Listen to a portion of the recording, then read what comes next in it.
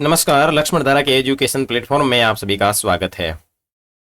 प्यारे साथियों, आज अपन एनसीईआरटी एमसीक्यू की बातचीत करेंगे। लास्ट वीडियो के अंदर अपन ने आपके 7वें पार्ट के जो इम्पोर्टेंट एमसीक्यू थे उनकी बातचीत की थी।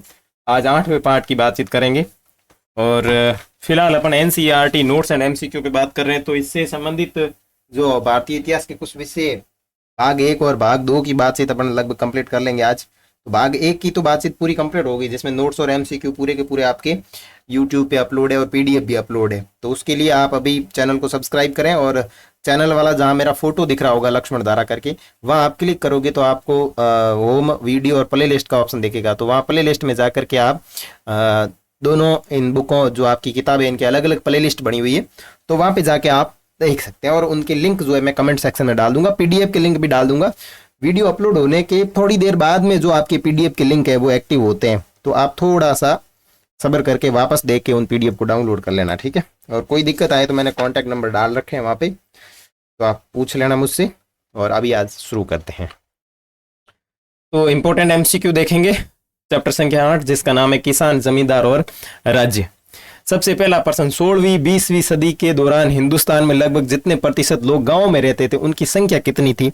तो इस समय जो लोग रहते थे उनकी 85% जो है संख्या थी। तो इस चैप्टर में ज़्यादा क्वेश्चन नहीं होंगे क्योंकि ये छोटा ही चैप्टर है। चलो उसके बाद में आगे, 16वीं सदी में भारतीय गाँव में जो अनेक बाहरी ताकतें दाखिल हुई वो कौन कौन सी थी?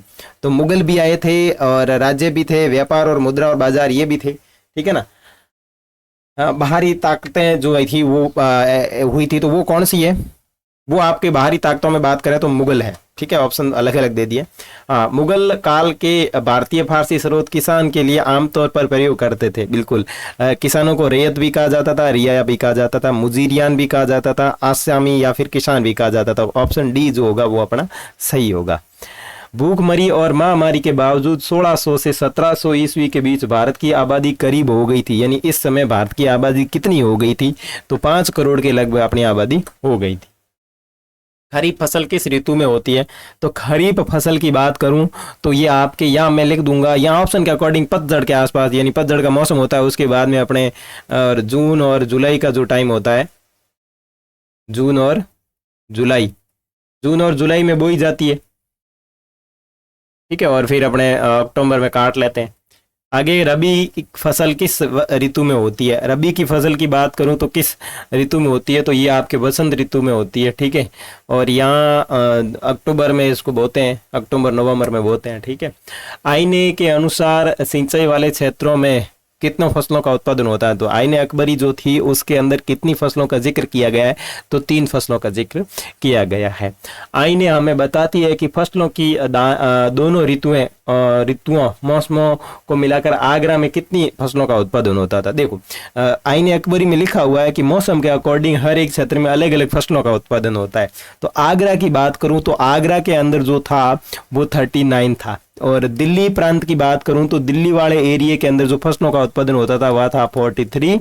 और अगर मैं बंगाल के अंदर बात करूं, बंगाल के अंदर चावल के उत्पादन की जानकारी मिलती थी और उसमें कितनी किस्मों का उत्पादन होता था? तो लगभग आपके 50 किस्मों का उत्पादन होता था। और इसकी जानकारी जो है वो अपने को आईने अकबरी से मिलती है। आईने के अनुसार मुगल काल में दोनों मौसमों की फसलों को मिलाकर दिल्ली प्रांत में, तो अभी जस्ट चर्चा की है, तो दिल्ली प्रांत में हो जाएगा आपका 43। भारत में 17वीं सदी में जो भी फसल के रूप में अफ्रीका और स्पेन के रास्ते आई थी उसका नाम क्या था? तो उसका नाम था म से मक्का, ठीक है।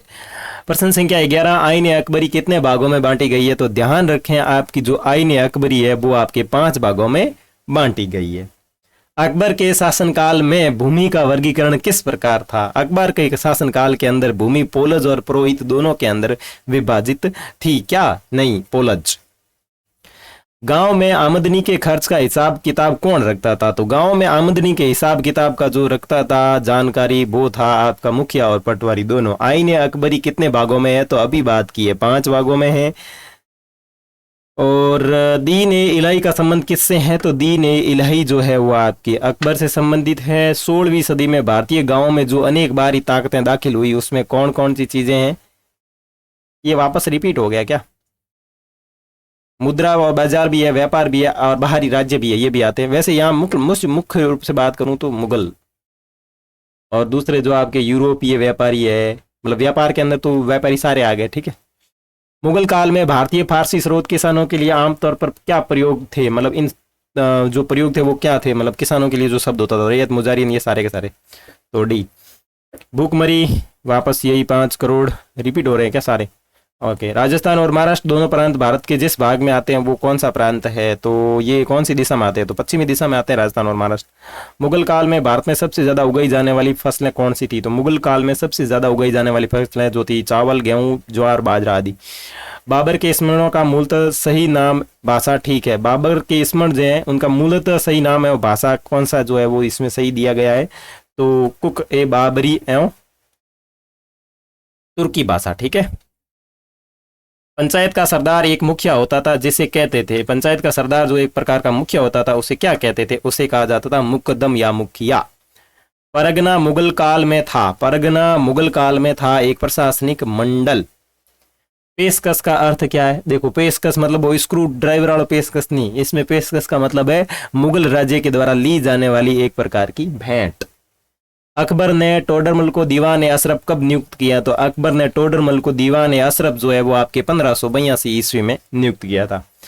अकबर एवं आईन अकबरी के अनुवादक कौन थे? अकबर और जो आईन अकबरी थी इनका अनुवादक किसने किया? तो वेब रीज ने किया, जैक्रेट ने किया, ब्लॉकमेल ने भी किया। तो इसमें आपके सभी हो जाएगा। किस ग्रंथ को बाबर से लेकर अकबर के काल तक का इतिहास मिलता है? यानी किस ग्रंथ के अंदर अपने को बाबर से लेकर अकबर के काल तक का इतिहास मिलता है? बाबरनामा, अकबरनामा और जहांगीर। वैसे तो इसने बात करूं किसकी, तो इसमें आपका जो सही ऑप्शन होगा वो होगा बी, यानी अकबर की बात की है तो बाबर और अकबर की जो जानकारी है वो मिलती है अकबरनामा में। क्योंकि अकबर की जो चाची है ना, उसने भी एक ग्रंथ लिखा था जिसकी अपन अगले चैप्टर में बातचीत करेंगे। तो उसकी चाची के ग्रंथ से इन्होंने क्या किया, बाबर और हुमायूं, बाबर और जो हुमायूं था, हुमायूं, इसके शासनकाल की तो जानकारी इसकी चाची से ली और बाकी अकबर की जानकारी तो अकबरनामा में उसने अबुल फजल ने लिख दी थी। शिकार के समय रास्ते में पड़ने वाले गांव में भू राजस्व संबंधी जानकारी किस सम्राट ने सर्वप्रथम प्राप्त की? तो 28 में हो जाएगा अकबर। यानी शिकार के समय रास्ते में पड़ने वाले गांव में भू राजस्व संबंधी जो जानकारी है वो आपके अकबर देता है। तंबाकू पर किस शासक ने प्रतिबंध लगाया? तो तंबाकू के ऊपर आपके प्रतिबंध लगाने वाला शासक जहांगीर है। साम्राज्यवादी इतिहासकार हैं, साम्राज्यवादी इतिहासकार की बात करूं तो आपका हो जाएगा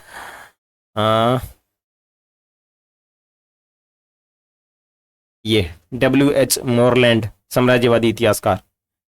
भारत में तंबाकू का पौधा लाया गया, भारत में तंबाकू का पौधा कहां से लाया गया? भाई पुर्तगालियों के द्वारा पुर्तगाल से लाया गया था। आईन अकबरी के अनुसार भूमि को कितने भागों में बांटा जाया गया? तो इसमें बांटा गया था 4 भागों में। और अकबर का वित्त मंत्री कौन था? तो टोडरमल। और तंबाकू का सेवन सर्वप्रथम किस मुगल सम्राट ने किया? तो आपके अकबर ने किया। इसी के साथ आपके इस चैप्टर से संबंधित जो मोस्ट इंपोर्टेंट MCQ प्रश्न थे वो होते हैं समाप्त।